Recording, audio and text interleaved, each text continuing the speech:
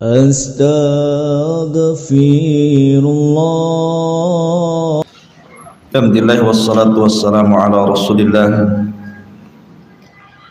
wa ala alihi wa sahbihi wa mawalah wa la hawla wa la quwwata illa billahi wa ba'd. Qala Allahu azza wa jalla ya ayyuhalladzina amanu taqullaha haqqa tuqatih wa la tamutunna illa wa antum muslimun, amma ba'd.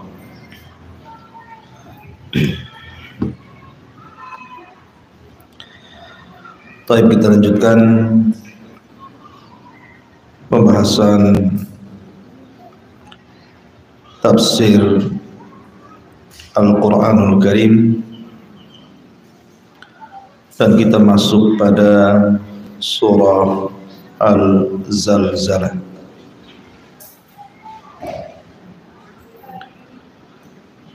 Surah Al-Zalzalah secara tartib daripada Al-Quranul Karim, dia masuk pada surat ke-99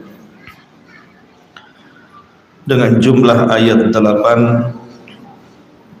dan jumlah kalimat 36, jumlah huruf 156, dan turun di kota Madinah atau surah Madaniyah, turun setelah hijrah Nabi sallallahu alaihi wa ala alihi wasallam. Ada yang mengatakan juga Makkiyah. Adapun penamaan Al-Zalzalah karena memang kalimat zalzalah terdapat di permulaan ayat idza zulzilatil ardu zilzalaha, makanya suratnya disebut Zalzalah.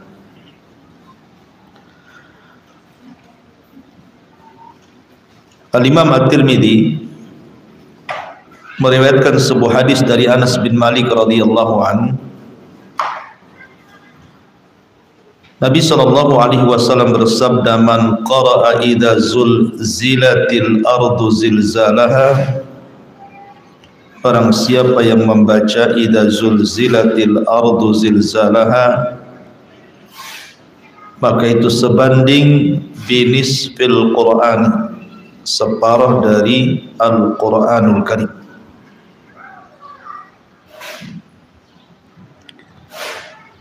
Dan juga dalam riwayat, barang siapa yang membaca idza zulzilatil ardu zilzalaha 4 marrat, 4 kali, kana kaman qara'al qur'ana kullah, sama dengan membaca Al-Quran secara keseluruhan.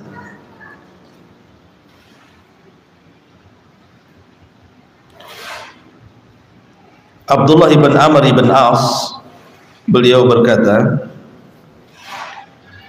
ketika turun idza zulzilatil ardu zilzalaha ini, baka Abu Bakrin As-Siddiq, Abu Bakar tiba-tiba menangis. Faqala Nabi sallallahu alaihi wasallam, maka Nabi sallallahu alaihi wasallam bersabda, laula annakum tukhti'una wa tudnibun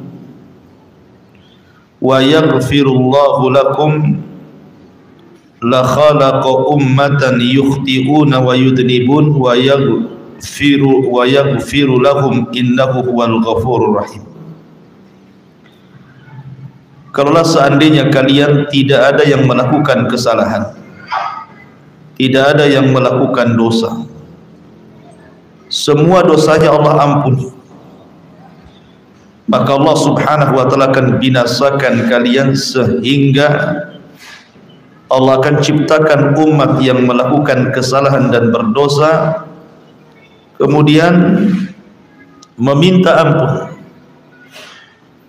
dan Allah ampuni mereka, dan Allah zat yang maha pengampun lagi maha pengasih.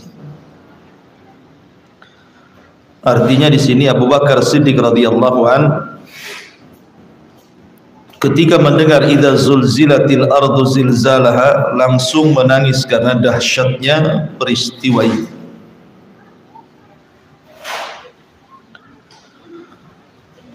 Di antara asbab nuzul daripada surah Al-Zalzalah adalah sebagaimana yang diriwayatkan oleh Abdullah ibn Umar radhiyallahu an,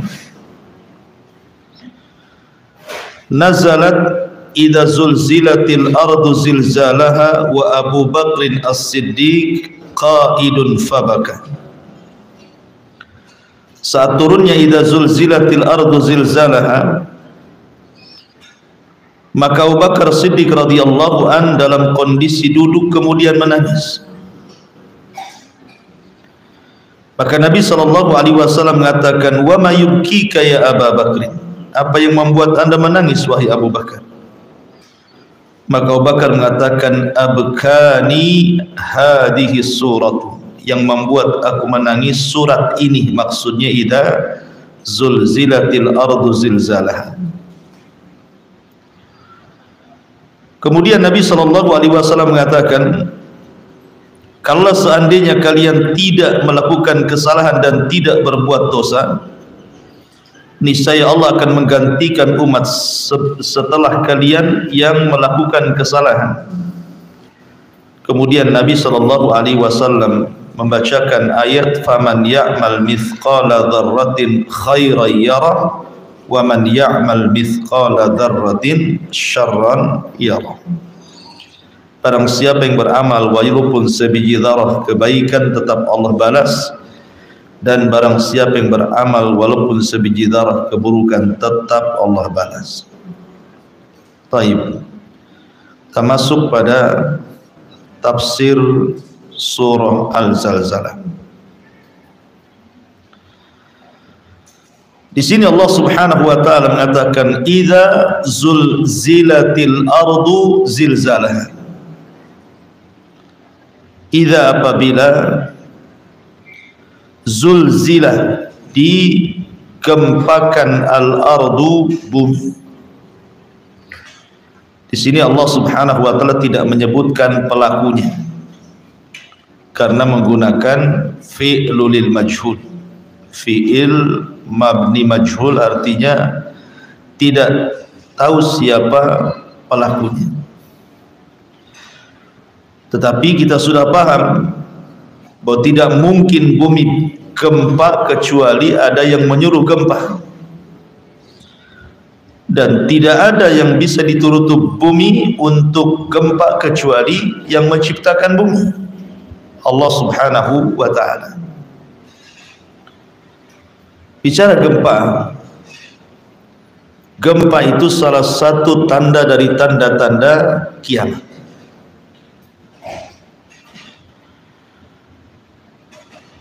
Nabi SAW suatu ketika pernah memanggil seorang sahabat namanya Ibn Hawalah. Sahabat ini namanya Ibn Hawalah. Ibn Hawalah ini diutus oleh Nabi SAW dalam sebuah sariyah. Sariyah itu pasukan yang tidak dipimpin Nabi, tapi Allah takdirkan mengalami kekalahan. Ya, begitulah perang. Di zaman Rasul pun Rasul kadang menang, kadang kalah. Di Badar Rasul menang, di Uhud Rasul kalah. Bahkan banyak utusan-utusan Nabi SAW itu pulang tinggal nama, mati syahid. Seperti dalam peristiwa Bi'rul Ma'unah. Lah Ibnu Hawalah ini pulang membawa kekalahan, sehingga dia sedih. Kemudian Nabi SAW meletakkan tangannya di atas kepala Ibn Hawalah itu. Kemudian Nabi SAW mengatakan, ya Ibn Hawalah, idza nazalatil khilafatu fi ardil muqaddasati fa'lam wahai Ibn Hawala, kalau seandainya kekhilafahan itu sudah menduduki Baitul Maqdis, ketahuilah qad danatiz zalazil wal balabil wal umuril idham, berarti sudah dekat terjadinya banyak gempa, banyak musibah dan peristiwa-peristiwa besar. Artinya bahwa gempa itu menunjukkan bahwa tanda-tanda kiamat. Karena Rasul juga mengatakan la taqumus sa'atu hatta tukthiruz zalazil. Tidak akan tegak hari kiamat sampai terjadi banyak gempa. Dan gempa ini sampai hari ini juga sudah ada gempa itu. Kita dengar di negeri kita saja berbagai macam daerah terkena gempa. Yang terakhir yang sangat besar tentu gempa di Lombok kemarin kan. Tetapi nanti di akhir zaman tanda-tanda kiamat berupa gempa ini bukan hanya merobohkan mungkin satu kecamatan, satu kabupaten gitu ya, satu daerah, tidak. Tapi bisa merobohkan satu negara, bahkan bernegara-negara. Kata Nabi SAW ketika menyebutkan tanda dari tanda-tanda alamah kiamat besar, khasfun bil masyriq wa khasfun bil maghrib wa khasfun bi jaziratil arab. Akan terjadi gempa dari arah timur, akan terjadi gempa dari arah barat, dan akan terjadi gempa di jazirah Arab. Lah, 3 gempa yang dimaksud hadis ini bukan gempa kecil, bukan 8, gitu atau 9, yang menjadikan tsunami gitu ya, tapi lebih dahsyat dibandingkan itu. Tapi kapan gempa itu terjadi? Gempa dari arah timur itu kapan terjadi? Wallahu a'lam. Begitu juga gempa dari arah barat kapan terjadi? Allahu a'lam. Termasuk juga gempa di Jazirah Arab, kita tidak tahu. Tapi Rasulullah SAW mengisyaratkan soal kemunculan Imam Mahdi. Ketika Imam Mahdi dibaiat di antara 2 rukun, tiba-tiba kemudian datang pasukan dari Syam tidak setuju dengan pembaiatan itu. Maka mereka pun mau pasukan. Ketika sampai di Baidah, Baidah itu antara Mekah dan Madinah, maka Allah gempakan, kemudian Allah binasakan pasukan itu dan Allah perosokkan ke dalam bumi. Aisyah radhiyallahu anha bertanya kepada Rasul, Rasul, itu yang kena gempa itu bukan pasukan yang membunuh Imam Mahdi saja, tapi orang yang lalu lalang juga akan mati di situ. Lalu bagaimana nasib mereka? Maka Nabi SAW mengatakan, yub'atsuna yaumal qiyamati ala niyatihim. Mereka akan dibangkitkan pada hari kiamat sesuai dengan niat-niat mereka. Tapi kapan terjadinya? Wallahu a'lam. Kemunculan Imam Mahdi saja kapan terjadinya? Wallahu a'lam, kita tidak tahu, karena ini salah satu tanda dari tanda-tanda alamat kiamat. Ya. Di mana Nabi SAW merahasiakan tanggal, bulan, tahun dan harinya. Kita tidak tahu kemunculannya kapan. Tapi kita harus imani bahwa akan terjadi gempa yang maha dahsyat dari arah timur, barat, dan Jazirah Arab. Tetapi gempa-gempa ini bukan yang dimaksud dalam surah Zalzalah itu. Karena ketika Allah Subhanahu wa taala berfirman, idza zulzilatil ardu zilzalaha, ada haknya di sini. Allah tidak mengatakan idza zulzilatil ardu zilzalan, bukan. Tapi zilzalaha, ada haknya. Hak di sini kembali ke mana? Ke bumi. Sebab kalau seandainya dibuat nakirah, idza zulzilatil ardu zilzalan, dalam bahasa Arab nakirah itu tufidul umum, memiliki faedah umum, berarti mencakup gempa yang telah terjadi, yang sedang terjadi, dan yang akan terjadi. Dan gempa yang telah, yang sedang dan yang akan terjadi itu sifatnya tidak secara keseluruhan. Sebagian tempat gempa, di sebagian tempat tidak gempa. Di negeri kita saja di Lombok gempa, di Batam tidak gempa kan itu. Tetapi ketika Allah Subhanahu wa taala idhafahkan dengan bumi dan Allah katakan zilzalaha, ada haknya ini, menunjukkan gempa itu satu kali saja, tetapi menghancurkan alam semesta. Karena zilzal ini diidhafahkan dengan ha ini kembali ke bumi. Berarti gempanya satu bumi. Bukan sebagian daerah tidak, tetapi satu bumi digempahkan. Itu maknanya zilzalah itu. Berarti kita cerita tentang hari berakhirnya alam semesta. Idza zulzilatil ardu zilzalaha.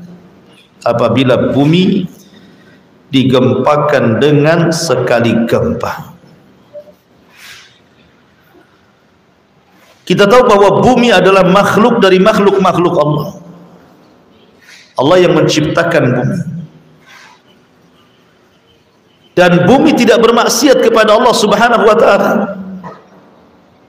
Ketika Musa berdiri kemudian bermubahalah dengan Qarun, kemudian terjadi saling melaknat. Karena ketika itu Musa difitnah oleh Qarun dengan menyewa seorang wanita pelacur untuk mengaku bahwa Musa telah berzinah dengan dia dan punya anak. Maka kemudian saling melaknatlah antara Musa dengan Qarun. Karena wanita itu ketika suruh mengaku tidak mau mengaku. Bahkan dia justru mengaku bahwa dia disuruh Qarun dengan bayaran besar untuk memfitnah Musa. Dari situlah Musa marah. Sebab kemarahan Musa inilah, maka Musa berdoa kepada Allah agar Qarun dibinasakan.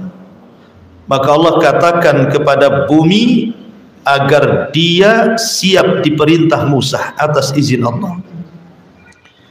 Maka Musa kemudian memerintahkan bumi setelah berdoa kepada Allah untuk menelan Qarun dan seluruh kekayaannya. Allah ijabah dan Allah katakan fa khassafna bihi wa bidalihil ardh. Kami tenggelamkan Qarun dan seluruh kekayaannya. Artinya bahwa bumi ketika diperintah oleh Allah Subhanahu wa taala tidak bermaksiat. Itulah bedanya bumi dengan manusia. Kalau manusia diperintah Allah, ada yang taat, ada yang maksiat. Tapi kalau bumi, mereka hanya mengatakan sami'na wa ata'na. Lihat ketika Nuh alaihi salatu wassalam, dia terancam nyawanya. Kemudian dia berdoa kepada Allah Subhanahu wa taala, Rabbi inni maghlubun fantasir. Ya Rabb, saya sudah hampir dikalahkan oleh kaumku, tolong aku. Apa yang terjadi? Belum lagi Nuh selesai berdoa, tiba-tiba Allah Subhanahu wa taala buka pintu langit, kemudian Allah hujadi bumi. Kemudian bumi Allah belah, muncrat air di dalamnya. Kemudian berjumpalah dua air atas dan bawah sehingga terjadi tsunami besar dan tufan yang melantakkan semua manusia kecuali Nuh dan orang-orang yang ada di perahunya. Artinya bahwa kisah-kisah seperti ini, bahwa bumi itu tidak akan bermaksiat kepada Allah Azza wa Jalla. Dan nanti di akhir zaman, inilah perintah terakhir kepada bumi untuk menggempakan dirinya. Terjadilah idza zulzilatil ardu zilzalaha. Ma'asyiral muslimat yang dimuliakan Allah Subhanahu wa taala. Idza zulzilatil ardu zilzalaha wa akhrajatil ardu athqalaha. Dan bumi mengeluarkan beban-beban beratnya.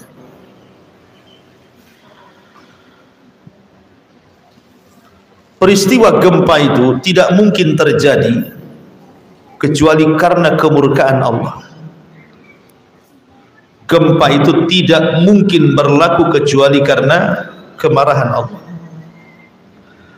Sebab kalau Allah Subhanahu wa taala sudah murka, apa yang terjadi bukan hanya bumi saja digempakan, langit bisa digulung, bintang bisa dijatuh-jatuhkan, air lautan bisa ditumpahkan ke daratan.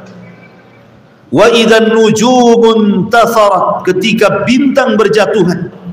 Wa idzal biharu fujirat, ketika air lautan ditumpahkan.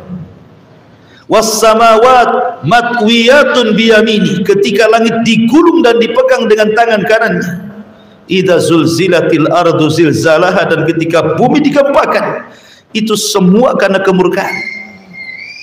Jadi kalau Allah sudah murka itu, maka semua bisa hancur. Semua bisa hancur. Karena ketika peristiwa seperti ini, tidak ada orang hidup kecuali orang-orang kafir, orang yang Allah murkai.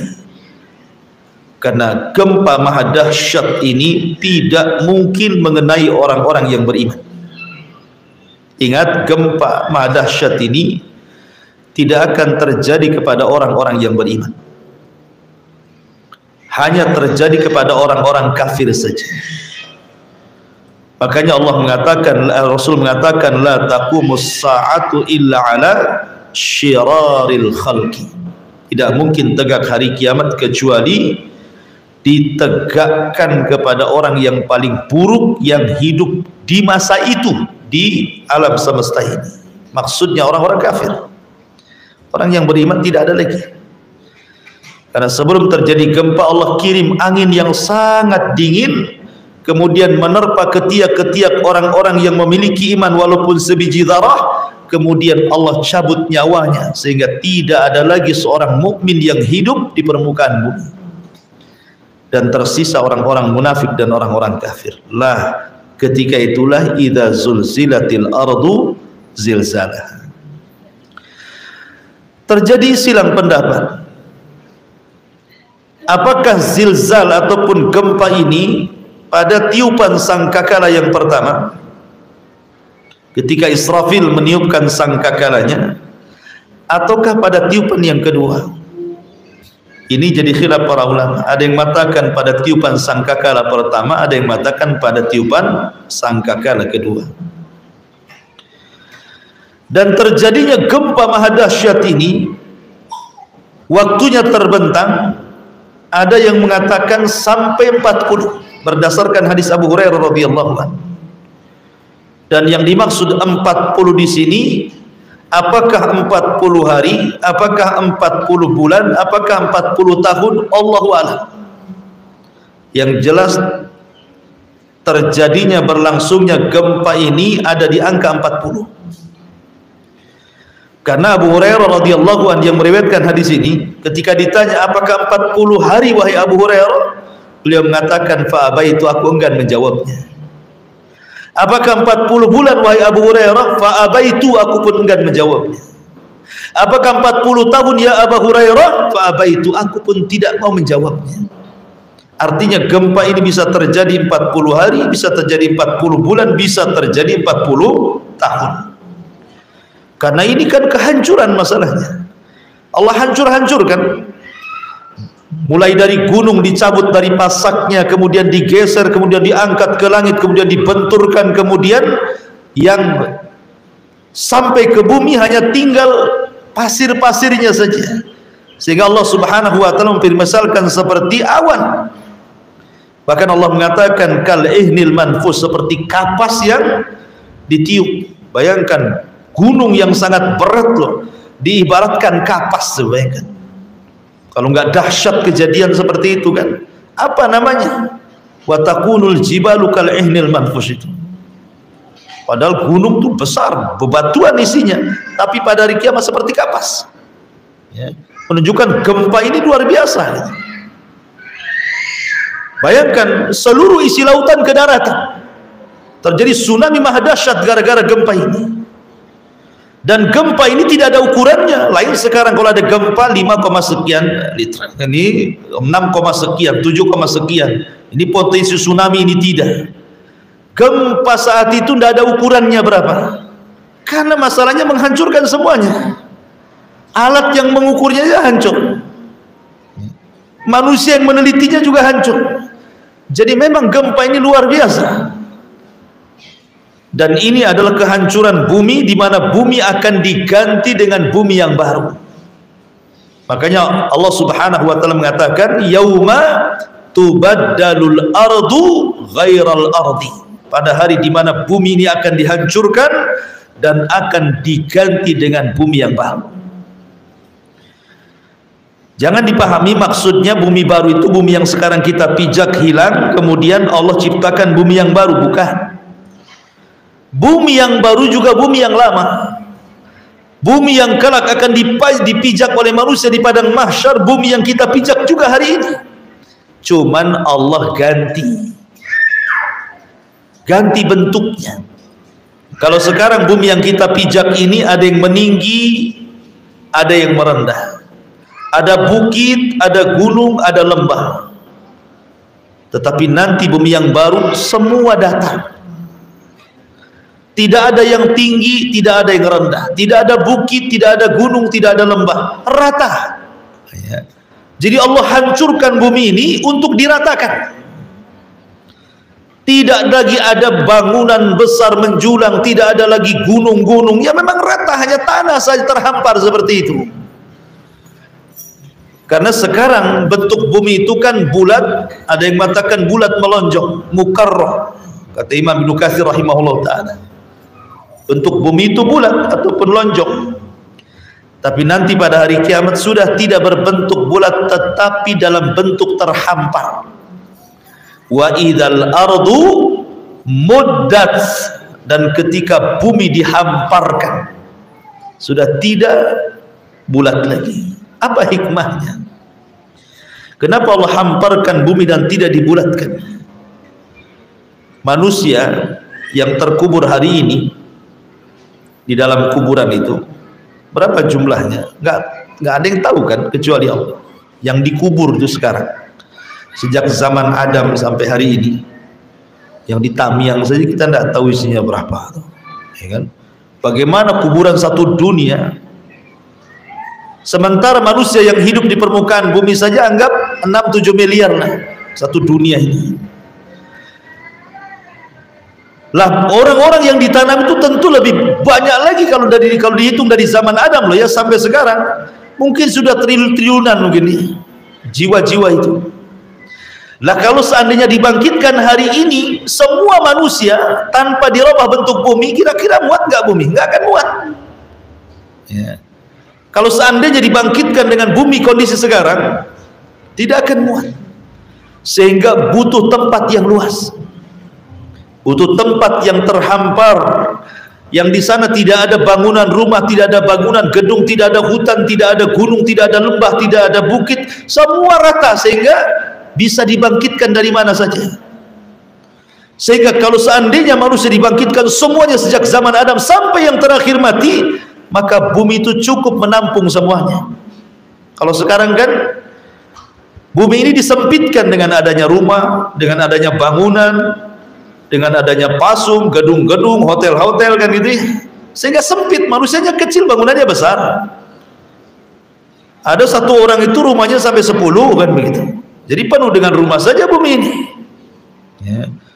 Tapi nanti kan tidak ada ma'lam, kata Rasulullah, ma'lama, tidak ada ma'lam. Ma'lam itu tidak ada alamat dan tanda. Karena memang buminya rata dan warna bumi seperti tepung, semua putih seolah tidak pernah diinjak dosa. Disitulah manusia dibangkitkan. Lah ketika itulah Allah Subhanahu wa taala mengatakan, idza zulzilatil ardu zilzalaha wa akhrajatil ardu athqalaha. Dan kami keluarkan beban-beban isi daripada perut bumi. Terjadi khilaf apa yang dimaksud athqal di sini, beban di sini yang dikeluarkan dari perut bumi itu. Ada yang mengatakan bahwa beban-beban di sini adalah al-kunuz. Kunuz itu adalah pembendaharaan yang tertanam dalam bumi. Semua pembendaharaan bumi akan keluar. Emasnya, peraknya, uraniumnya, minyaknya, tambangnya, macam-macam lah yang ada di bumi itu. Nanti di akhir zaman akan dikeluarkan. Kalau sekarang masih sedikit emas yang tampak itu. Walaupun di Papua gitu ya, di Freeport sana itu belum ada apa-apanya dibandingkan nanti emas yang akan muncul di akhir zaman. Bahkan ketika Nabi SAW saja ketika bercerita tentang sungai Efrat, apa kata Rasul? Oh, nanti sungai Efrat akan mengering dan akan tampak gunung dari emas.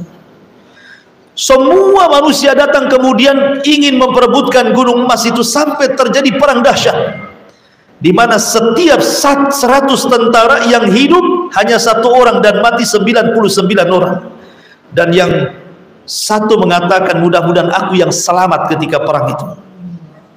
Makanya Rasul mengatakan faman syahidahu minhu fala ya'khud minhu syai'a. Siapa yang menyaksikan gunung emas itu jangan dekat-dekat, jangan diambil ya, karena fitnahnya besar. Itu di akhir zaman itu akan ditampakkan kan emas-emasnya itu. Ini tidak seberapa. Nanti ketika munculnya Dajjal, betul-betul bumi itu mengeluarkan semua beban beratnya, kunuznya, semua perhiasannya, emasnya, peraknya, jamrudnya, semuanya keluar. Dan yang memerintahkan keluar itu Dajjal dengan izin Allah. Kalau Dajjal mengatakan ya ardi akhriji kunujaki, wahai bumi keluarkan beban beratmu, maka keluarlah emas, perak, jamrud, macam-macam. Dan itu fitnah bagi manusia nanti dengan keluarnya Dajjal itu. Ini satu penafsiran. Asqal itu artinya kunuz, pembendaharaan bumi, perhiasan bumi dan yang semacamnya. Ada yang mengatakan asqal di sini artinya manusia. Karena manusia dan jin itu disebut tsaqalaini. Kenapa manusia disebut berat? Karena manusia itu menanggung beban syariat. Ketika Allah Subhanahu wa ta'ala tawarkan Al-Qur'an ini ke gunung, inna aradnal amanat 'alas samawati wal ardi wal jibal fa abaina an yahmilnaha wa ashfaqna minha wa hamalahal insan innahu kana zaluman jahula. Ketika kami tawarkan amanah syariat ini Al-Qur'an kepada langit dan bumi dan gunung, semua menolaknya. Berat, mereka tidak bisa. Tiba-tiba manusia siap pula menanggung beban berat ini. Sebab kalau seandainya syariat turun ke langit, ke bumi, ke gunung, artinya memaksa mereka untuk melaksanakan perintah Allah. Dan mereka tidak sanggup. Manusia pula sanggup menawarkan diri dan mengambil syariat yang gunung saja tidak sanggup, manusia sanggup. Makanya Allah mengatakan wa kanal insan zaluman jahula. Manusia itu zalim lagi jahil, gunung enggak sanggup dia mengambil gitu ya. Makanya manusia disebut makhluk yang berat dibebani syariat. Tsaqalaini artinya afqalah di sini manusia dan juga jinnya akan dibangkitkan pada tiupan sangkakala yang kedua. Ini tafsiran yang kedua. Tafsiran yang ketiga, afqalah itu artinya al-amwat, semua yang mati, bukan hanya manusia saja, mencakup binatang-binatangnya akan dikeluarkan dari bumi dan akan dibangkitkan. Jadi semua binatang, mulai dari binatang kecil, dari kutu gitu ya, sampai kepada binatang besar, unta, gajah dan yang semacamnya, dari binatang yang sangat buas macan, harimau, singa dan yang semacamnya, sampai binatang yang sangat-sangat lembut, kucing gitu ya, semua akan dibangkitkan. Bukan hanya manusia. Lah kalau seandainya Ustadz semua dibangkitkan, harimaunya, apalagi harimau mungkin zaman Nabi Adam kan besar tuh, bandingkan harimau zaman sekarang. Kalau harimau zaman sekarang dibandingkan harimau zaman itu mungkin jadi kucing tuh ya, orangnya aja gede-gede kan gitu ya. Apa enggak saling memakan tuh ya, saling memangsa? Tidak, pada hari itu tidak ada yang saling memangsa. La zulmal yaum, tidak ada kezaliman pada hari itu, karena hari itu terjadi hisab. Binatang saja dihisab ya. Makanya Rasul sampai binatang yang bertanduk akan dihisab oleh binatang yang tidak bertanduk, karena binatang yang bertanduk suka nanduk dia, tetapi mereka hanya dihisab saja, tidak diazab. Itulah bedanya. Kalau kita dihisab dan diazab, kalau memang layak diazab. Tapi kalau binatang itu hanya dihisab saja, tapi tidak diazab. Setelah itu kemudian Allah katakan kunu turaba, jadilah kalian tanah. Maka ketika orang kafir melihat binatang-binatang dihisab kemudian jadi tanah, maka orang kafir berteriak, ya laitani kuntu turaba, duhai kiranya aku jadi tanah juga seperti mereka. Tapi mustahil, ya. Jadi athqa wa akhrajatil ardu athqalaha, artinya amwat, semua yang mati, manusia, jin, binatang, semua akan dikumpulkan. Wa idzal wuhusu husyirat. Tetapi pendapat yang masyhur maksudnya adalah di sini al-insan, manusia. Manusia akan dikeluarkan dari perut bumi sebagaimana firman Allah yang lainnya, wa alqat ma fiha wa takhallat, dan kami keluarkan beban-beban bangkai-bangkai manusia di dalam tanah, dilempar ke permukaan. Lah, bukankah mereka yang lama-lama mati itu sudah habis dimakan cacing tanah? Bukan cacing tanah saja, bahkan sudah jadi tanah. Entah tulang belulangnya masih ada atau sudah hancur, kita tidak tahu.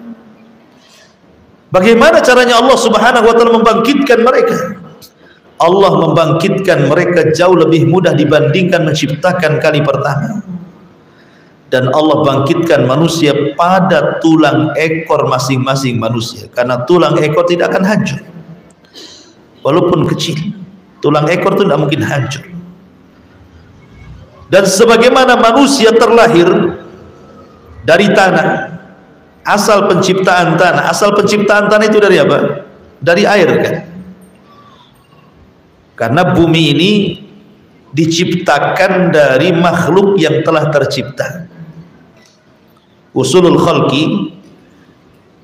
khalqi maksudnya pondasi penciptaan Allah itu kan salah satunya air, kemudian api, kemudian cahaya gitu ya, kemudian arash, dan begitu seterusnya. Dan dari ciptaan-ciptaan ini Allah ciptakan kembali. Jadi bumi ini tercipta dari ciptaan yang sudah diciptakan, terbentuk dari air, dan Adam terbentuk dari bumi, dan kita pun tercipta dari air. Ketika kita dikembalikan kepada bumi, maka saat dibangkitkan, maka kita dikembalikan kepada bentuk aslinya, di mana Nabi SAW mengatakan yuhsyarun nas yaumal qiyamah khufatan, telanjang. Ketika kita lahir, kita telanjang. Uratan, tidak pakai pakaian. Ketika kita lahir tidak punya pakaian, tidak punya sandal. Khufatan, tidak punya sandal. Uratan, tidak berpakaian. Kemudian ghurlan, tidak dikhitan. Buhman, tidak membawa harta di badan. Itulah saat kita dilahirkan. Saat ibu dilahirkan, pertama tidak pakai sandal. Ada bayi dilahirkan pakai sandal, aneh bayi ini. Beli di mana sandalnya tuh dalam rahim tuh? Artinya tidak pakai sandal. Kemudian terlahir tahu-tahu pakai baju batikan gitu. Enggak ada ceritanya. Ya terlahir telanjang. Ya. Kemudian tidak dikhitan. Kemudian tidak bawa harta di badan. Lahir sudah ada kalung antik, enak lah ibunya ada beli lagi. Kan tidak mungkin. Lah sebagaimana manusia terlahir seperti itu, maka akan dibangkitkan juga seperti itu. Yuhsarun nas, akan dikumpulkan manusia pada hari kiamat itu khufatan, tidak beralas kaki, uratan, tidak pakai baju, kemudian khurlan, tidak dikhitan, buhman, tidak ada harta di badan. Sesombong apapun manusia pada hari kiamat jadi kecil. Jangankan lagi cerita bawa harta, ngomong saja tidak bisa. Ya, nggak bisa. Di dunia mungkin dia bisa ngomong, mencaci maki orang, menghina orang, tapi pada hari kiamat ketika mereka dibangkitkan bisa bicara.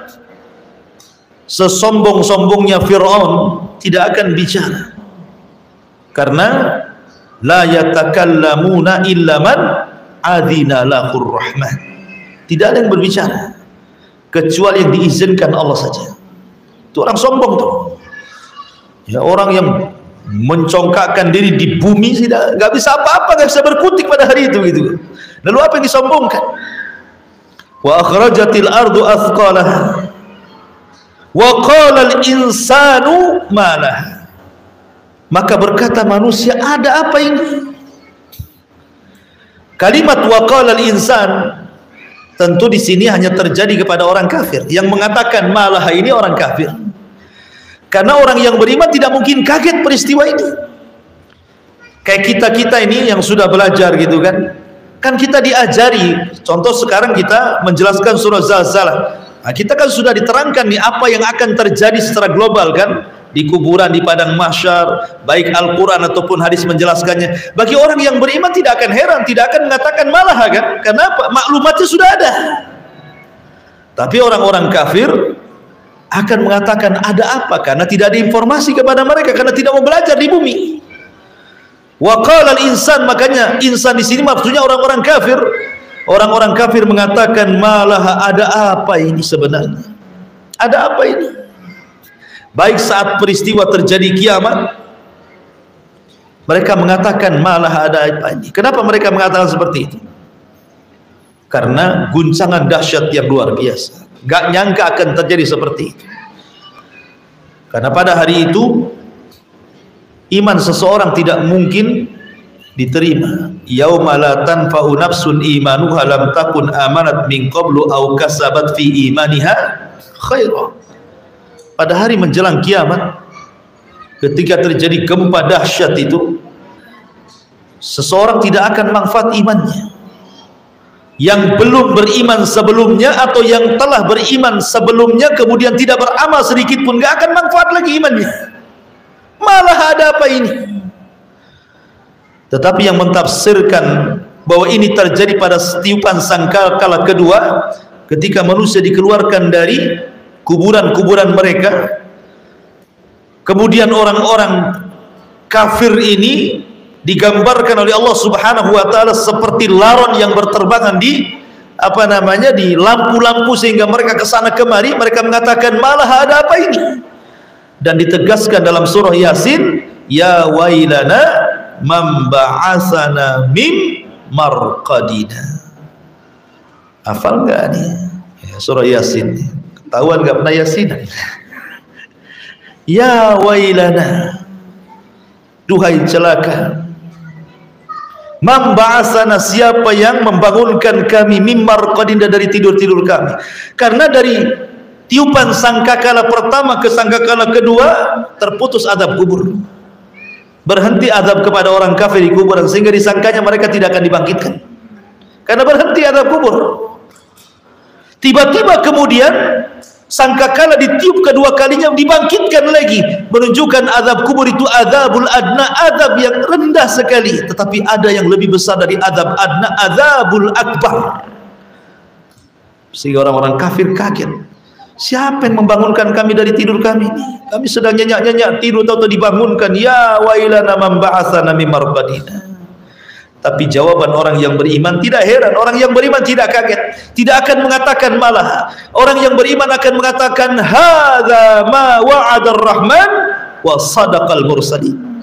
Inilah janji Ar-Rahman dan benarlah setiap ucapan para rasul. Beruntunglah menjadi orang-orang Islam. Ya. Allah mengatakan wa qala al-insanu malah yauma idzin tuhadditsu akhbaraha. Pada hari itu bumi menghabarkan beritanya.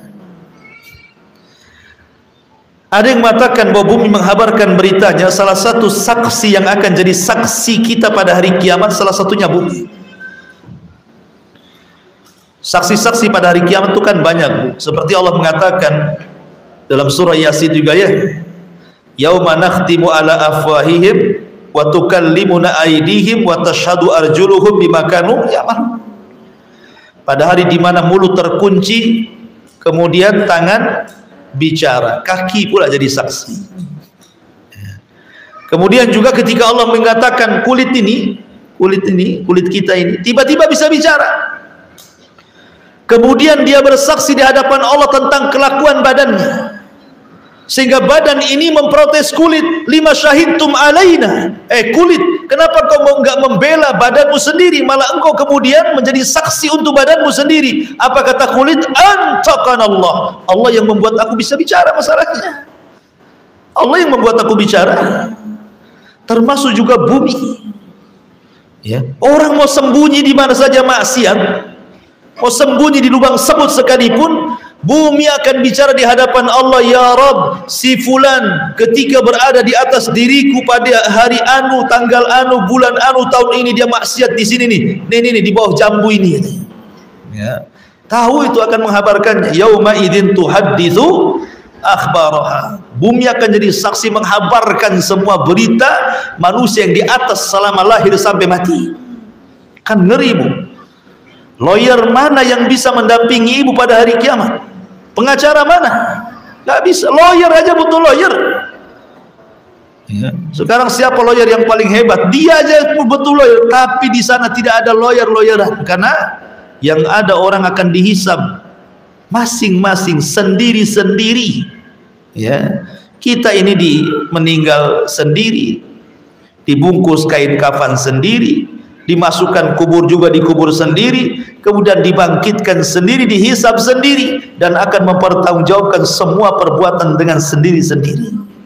Karena dosa kita tidak ditanggung orang, sebagaimana kebaikan juga tidak ditanggung orang. Ma'asyiral muslimat yang dimuliakan Allah Azza wa Jalla, bi anna rabbaka auhala, karena Rabbmu yang telah mengilhamkan, memerintahkan kepada bumi untuk menghabarkan beritanya. Kemudian Allah mengatakan, yauma idzin yasdurun nas, pada hari itu manusia akan keluar dari kuburan-kuburan mereka ashtatan, dalam berbagai macam bentuk rupa. Ada yang mengatakan ashtat ini maksudnya dibangkitkan sesuai dengan saat matinya dia.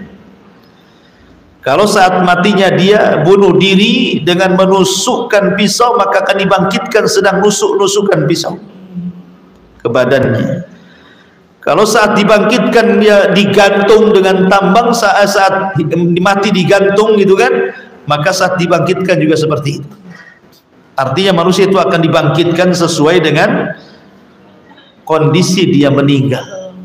Makanya kenapa kita minta saat meninggal itu husnul khotimah, itu maksudnya. Karena kita akan dibangkitkan seperti itu, menunjukkan keadilan Allah Azza wa Jalla.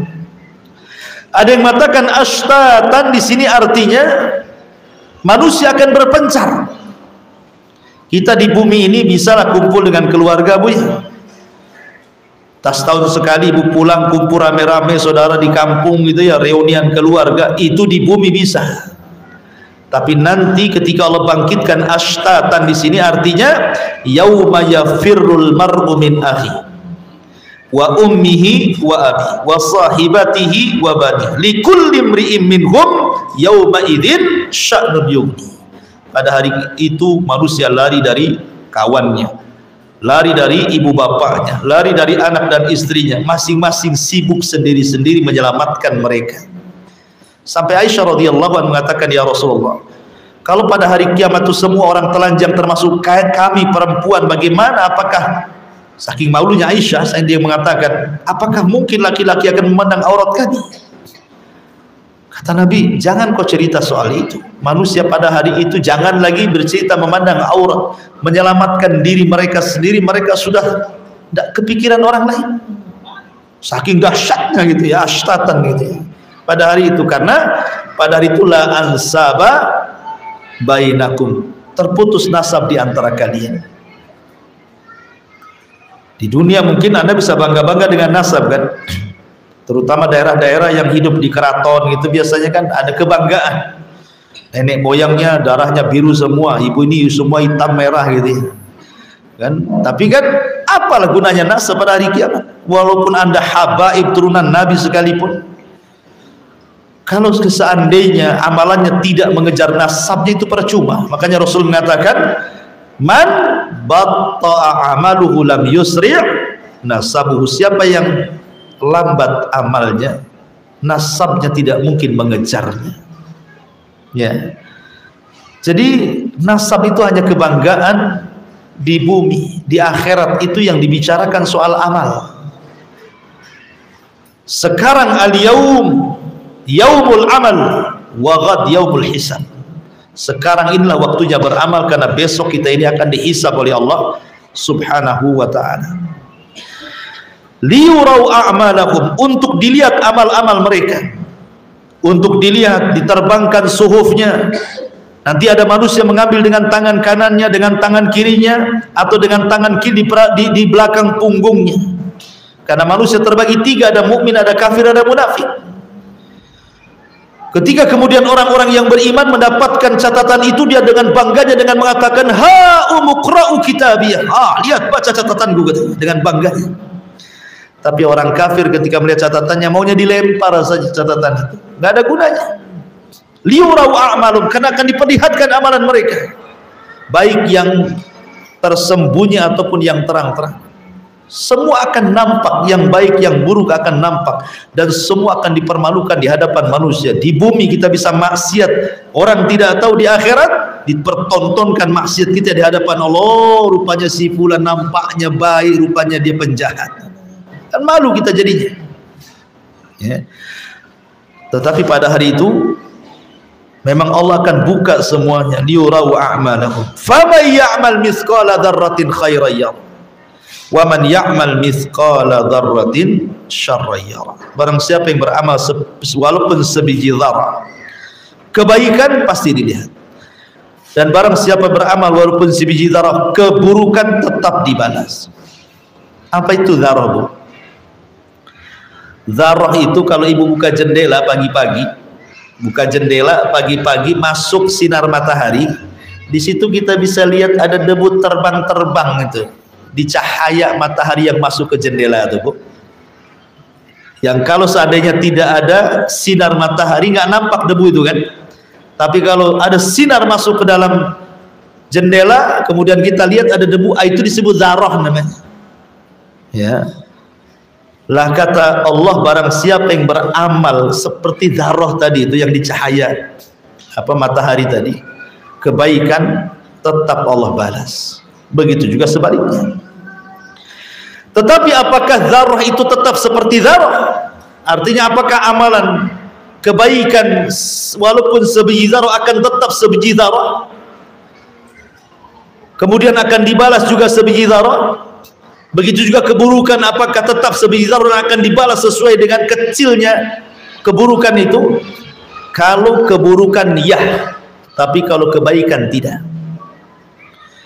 Kalau keburukan walaupun sebiji zarah itu saja yang akan diadili, karena Allah itu tidak pernah menzalimi hamba-hambanya. Tapi kalau kebaikan tidak ada yang sebiji zarah. Walaupun amalan di dunia sebiji zarah, tapi di akhirat akan dilipat gandakan yang sebiji zarah itu. Itu kalau kebaikan. Beda kalau keburukan dengan kebaikan. Kalau keburukan sebiji zarah, ya sebiji zarah saja. Sebagaimana dia mengamalkan keburukan sebiji zarah, ya sebiji zarah pula dia harus dihisab oleh Allah Azza wa Jalla. Karena Allah itu maha adil, tidak mengadab kecuali sesuai dengan maksiatnya. Tetapi kalau itu kebaikan tidak ada sebiji zarah, walaupun di dunia ibu beramal sebiji zarah, di akhirat ini bukan sebiji zarah, tapi bisa berlipat-lipat, lebih besar daripada zarah. Mana dalilnya? Allah mengatakan, wa in taku hasanatun tudhaif laha. Kalau memang amalan itu amalan baik, maka Allah akan lipat gandakan. Makanya orang membaca satu huruf Al-Quran itu bukan satu huruf satu kebaikan, tetapi satu huruf dilipat gandakan 10 kali lipat kebaikan. Ada orang masuk surga gara-gara kucing, ada orang masuk neraka gara-gara kucing. Ada orang masuk surga gara-gara lalat, ada orang masuk neraka gara-gara lalat. Ada orang yang masuk surga sehingga ditempatkan di beberapa tempat. Kadang di sini, kadang di sini, kadang di sini. Sehingga Rasul mengatakan, amalannya apa hebat kali orang itu? Kata Nabi SAW, tidak. Setelah bertanya kepada Jibril, maka Jibril mengatakan, amalannya kecil. Hanya mengambil barang-barang yang membahayakan manusia di jalan. Ada paku, ambil, disisihkan. Ya kan? Ada beling, nampak celaka orang, diambil, disisihkan. Itu saja amalannya. Ya. Jadi amalan-amalan kecil itu dibesarkan dalam Islam itu. Makanya kenapa kemudian Rasul mengatakan la tahqiranna minal ma'rufi syai'ah, jangan anggap remeh sekecil apapun kebaikan walaupun hanya melemparkan senyum kepada saudara. Ya, kata Nabi SAW, la tahqiranna minal ma'rufi syai'an walau antalqa wajhaka ala akhika biwajhin talqin, walaupun hanya menyebar senyum di antara saudaramu dengan wajah yang manis gitu.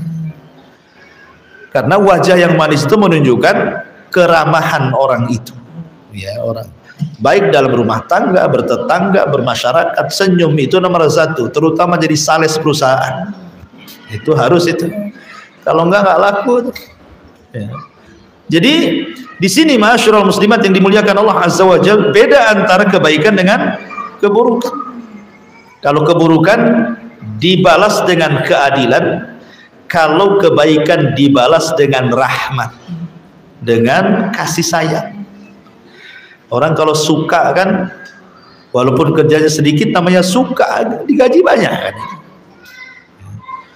Tapi kalau orang benci, ya sudahlah, nah, kamu kerja sehari, saya gaji sehari kan ya. Tapi orang suka kadang-kadang dilebihkan. Itu manusia terjadi seperti itu. Kasih bonus kadang-kadang adalah capek berhenti dulu gitu. Intinya bahwa perbedaannya adalah kalau kebaikan tidak ada balasannya sebentar, tapi akan dilipat gandakan. Tetapi kalau keburukan, dia disesuaikan dengan keburukan yang sama yang akan dihisab pada hari kiamat. Wallahu alam. Ini diantara tafsir singkat dari surah Zalzalah. Taib, silakan kalau yang mau bertanya.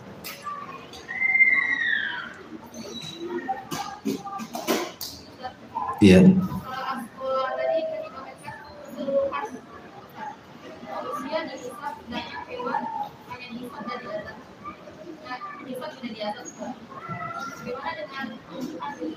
Dengan apa? Tumbuhan? Tidak, kalau tumbuhan tidak. Karena kita tahu bahwa manusia, makhluk Allah itu kan dua ya. Pertama yang berakal itu kan tiga, malaikat, kemudian manusia dan jin, itu disebut makhluk yang berakal. Tapi tiga makhluk yang berakal hanya dua yang akan dihisab, manusia dan jin saja kan, malaikat tidak. Karena malaikat itu tidak bermaksiat masalahnya. Apa yang mau dihisab? Maksiat pun tidak. Wa yaf'aluna ma yu'marun, mereka melakukan apa yang diperintahkan Allah. Kemudian ada makhluk yang tidak berakal, ya itulah binatang. Ya. Binatang ini sebenarnya ada akalnya juga, tetapi istilahnya bukan akal, bagi mereka itu mungkin semacam insting begitu. Ya akal juga. Buktinya, umpamanya mereka punya anak binatang-binatang. Mereka melindungi anak-anak mereka. Loh kok bisa melindungi anak-anak mereka? Bahkan kalau kita ganggu ayam itu ngejar kita tuh. Kok bisa dia? Padahal nggak punya akal kan? Nah, kalau kita manusia nggak punya akal namanya gila. Kita ambil saja orang gila, nggak mungkin ini orang gila kan? Artinya binatang punya akal juga, tetapi akalnya bukan akal seperti manusia, mungkin semacam insting atau yang lainnya gitu. Mungkin istilahnya berbeda gitu. Makanya istilah kalimat yatim aja ada dalam binatang itu. Nah, kalau manusia itu kan meninggal bapaknya disebut yatim. Kalau binatang kan terbalik, meninggal ibunya baru disebut yatim kan. Kenapa? Karena binatang itu biasanya yang mengasuh kebanyakan kan ibunya. Kucing umpamanya kan, habis kawin kemudian punya anak, tak kemana bapaknya itu. Nggak pernah nengok-nengok bapaknya kucing tuh, ibunya aja yang sibuk kan. Kalau manusia kan tidak. Makanya ketika dikatakan yatim itu kalau bapaknya, karena bapaknya yang ngasih makan, jangan sini mana, maka disebut yatim kalau kehilangan bapaknya. Kalau binatang terbalik, ibunya yang mati baru disebut yatim. Kalau bapaknya mati nggak yatim, mungkin piatu lah mungkin. Kayak gitu ya. Karena yang merawat ibunya kan. Lah dari sini bahwa binatang tetap dihisab, karena binatang itu walaupun sesama jenis kayak kambing, ada yang bertanduk, ada yang tidak bertanduk. Yang punya tanduk itu kan sering nanduk-nanduk itu, sama yang tidak bertanduk kan kasihan, kan zalim juga sesama binatang kan, nggak memiliki pri kebinatangan katanya dalam dunia binatang itu mungkin. Nah, makanya sebagai bentuk keadilan nanti Allah suruh nanduk lagi. Kalau kambing ini dunia 100 kali nanduk kambing betina, nanti dia akan tanduknya dipindahkan ke kepalanya, tanduk sebagaimana di bumi berapa kali. Hanya itu saja formalitas, tapi tidak sampai masuk neraka. Jadi hisab ya berapa kali nanduk, tanduk balik sekarang, selesai. Kalau manusia kan tidak, manusia dihisab masuk neraka lagi, dikekalkan lagi di dalamnya selama-lamanya ya. Bagi orang kafir, bagi orang yang beriman ya ada yang dilamakan, ada yang sebentar, tergantung amalan dia, dosa dia gitu. Itulah enaknya binatang di situ. Makanya kenapa orang-orang kafir ketika melihat binatang yang hanya cukup dihisab dan tidak diazab masuk neraka itu, mereka mengatakan ya laitani kuntu turaba, duhai kiranya aku jadi tanah saja kan gitu. Wallahu a'lam. Iya.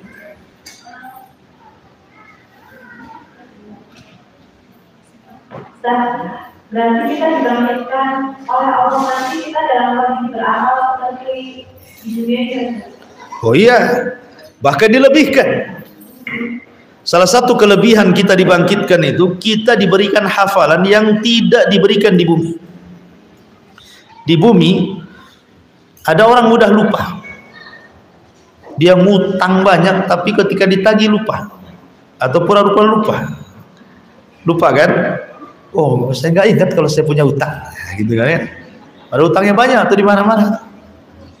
Manusia itu di bumi mudah lupa. Ibu ini pernah melakukan apa 10 tahun yang silam, nggak bisa ngerinci. Paling 1-2 memori yang ingatkan. Oh iya 10 tahun yang silam, itu pun kalau diingatkan blank lah kan. Mana tahu ibu, nggak tahu. So diingatkan pun kadang-kadang bentar ya kan.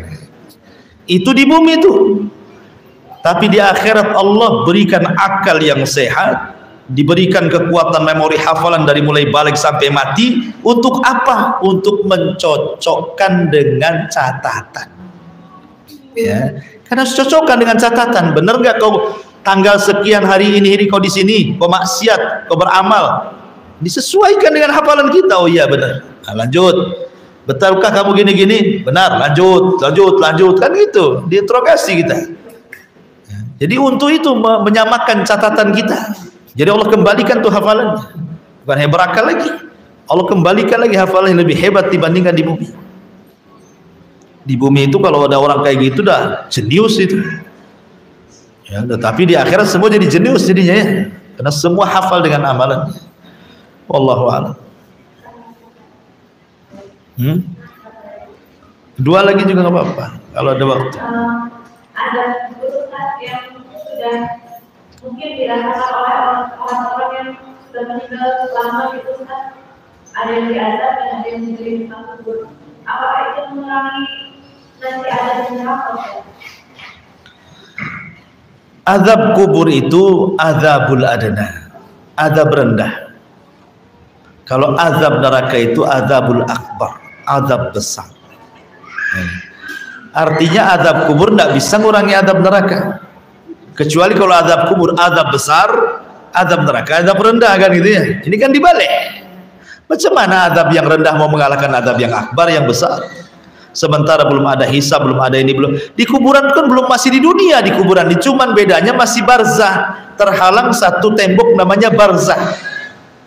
Dunia kuburan itu masih dunia karena belum kiamat. Kalau sudah kiamat ganti baru alamnya, alam akhir namanya ya.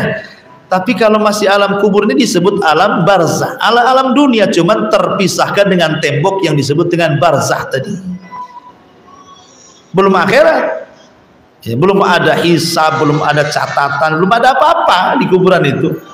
Di kuburan itu kan hanya ada 4 peristiwa saja: himpitan kubur, fitnah kubur. Fitnah kubur kalau dia berhasil masuk nikmat kubur, kalau tidak berhasil azab kubur, itu saja. Belum ada proses-proses pertanggungjawaban di akhirat, belum. Adab kubur itu belum ada proses pertanggungjawaban. Nah, nanti kalau sudah kiamat dibesarkan, dibangkitkan, nah baru terjadi pertanggungjawaban di situ. Masing-masing punya catatan, masing-masing pegang catatan, masing-masing dihisab, masing-masing ditimbang, masing-masing dijaza, dibalas, dan begitu seterusnya. Jadi belum, ya itu masih muqaddimah lah. Kalau ceramah itu masih alhamdulillahnya itu, belum masuk ke materi itu. Ya, wallahu a'lam. Ya, silakan.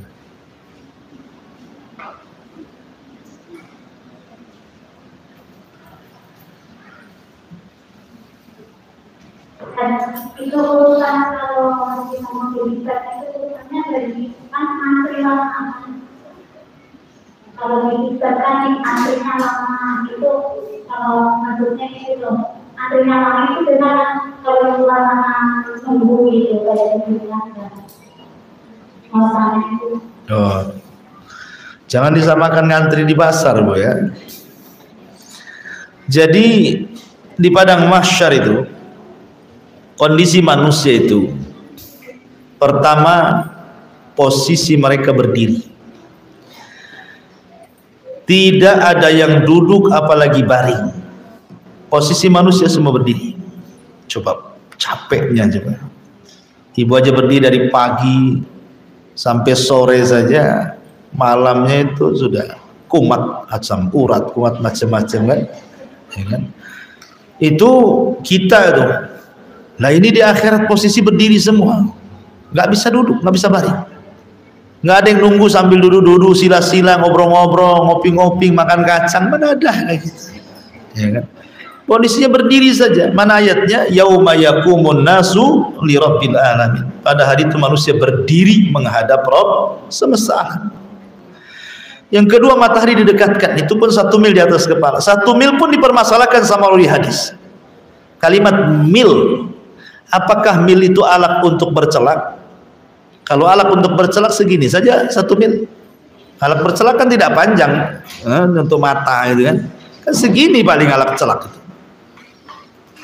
Jadi mil itu artinya alat celak. Berarti kalau alat celak segini panjangnya, 1 jengkal anggaplah segini. Matahari berarti segini. Itu diarti kalau maksudnya mil itu alat bercelak. Tapi kalau yang dimaksud mil di sini jarak, itu pun sudah terlampau dekat dengan kepala 1 mil itu. 1 mil kayak berapa kilo saja.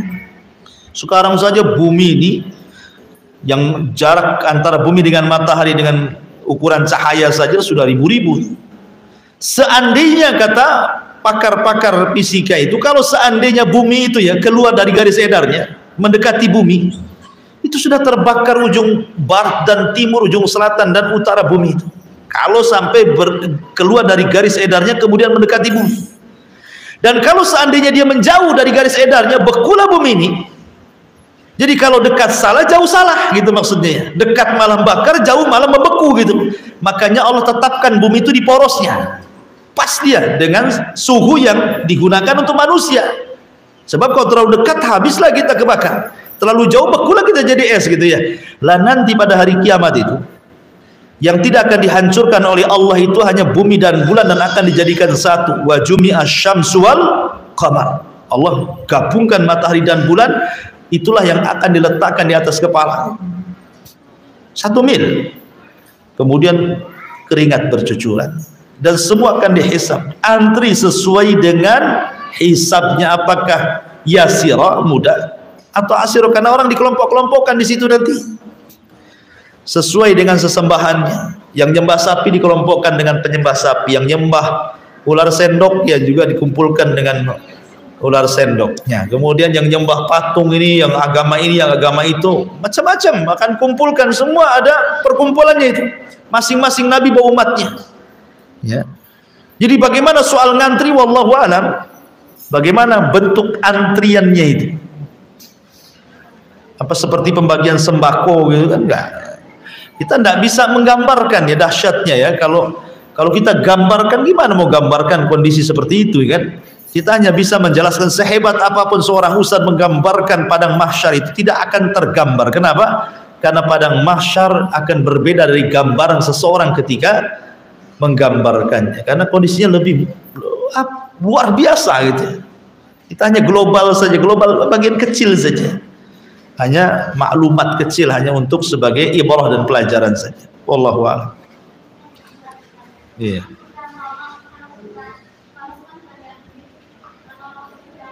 Selama berbicara itu berarti bisa dari tempat itu di tempat yang betul-betul banyak. Kalau berjalan satu bisa, kalau bisa kan kalau uangnya sudah lama berarti sudah nggak begitu lagi ya. Iya. Oh. Hisab itu kan bagian daripada peristiwa yang terjadi di padang mahsyar. Itu bagian dari peristiwa. Di sana ada hisab. Di bawah hisab itu ada pembagian catatan, ada penimbangan amal. Jadi di bawah hisab itu banyak peristiwa.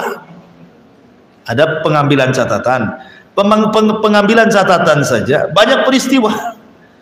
Kemudian di sana ada mizan penimbangan amal. Penimbangan amal aja ada peristiwa, mungkin amalannya, apakah badannya ataukah kitab catatannya. Masih ada pembahasan lagi. Ya. Kemudian ketika titian Siratal Mustaqim sampai ke kontor itu sudah dihisab, padahal kalau sudah lewat titian kontor itu, titian Siratal Mustaqim itu artinya sudah lewat dari hisab. Itu saja masih ada peristiwa yang namanya kisos. Kisos itu artinya ini merasa ibu sudah masuk surga nih, tiba-tiba dihadang di jalan.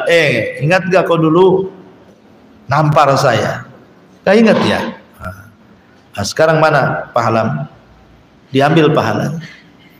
Nanti datang lebih mendekati pintu surga dihadang lagi. Dulu kamu mencuri harta saya.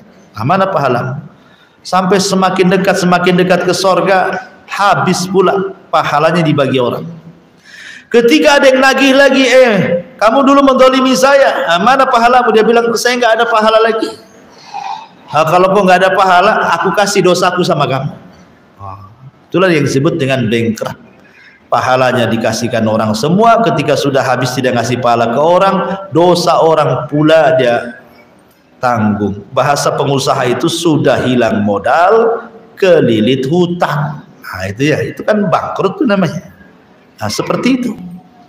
Jadi banyak peristiwa di sini. Cuman ada manusia yang tidak dihisab. Dia direct masuk surga. Seperti 70.000 orang yang dijanjikan masuk surga tanpa hisab dan azab kan gitu ya. Ada orang-orang yang dihisab tetapi hisabnya mudah, sebentar saja. Ada yang agak lama, ada yang lama sekali. Ya kan? Makanya orang yang tinggal di padang mahsyar 50.000 tahun itu tidak semua 50.000 tahun di situ. Yang jelas-jelas orang kafir saja 50.000 tahun itu. Yang lainnya ya mungkin kurang dari situ. Tergantung hisabnya. Ada yang cepat, ada yang lambat. Makanya pentingnya kita ini beramal soleh, cari amalan-amalan yang bisa meringankan hisab gitu. Contoh umpamanya hisabnya orang kaya, itu kan lama tuh. Karena pertanyaannya banyak. Dari mana kau dapat, kemana kau belanjakan kan? Kalau orang miskin apa yang mau ditanya, dari mana? Nggak ada. Dari mana? Ya, saya aja nggak ada duit kok, dari mana? Kemana kau belanjakan? Mau belanja kemana? Duit aja tak ada kan ya. Cepatlah orang miskin. Ya, orang kaya terus dikejar itu. Jadi itu contoh kan yang melambatkan hisab gitu seperti. Wallahu a'lam. Taib sudah jam 11 ya, karena persiapan Jumat saya. Mudah-mudahan ada manfaatnya. Subhanakallahumma bihamdika asyhadu an la ilaha illa anta astaghfiruka wa atubu ilaik. Allahu ta'ala. Assalamualaikum warahmatullahi wabarakatuh.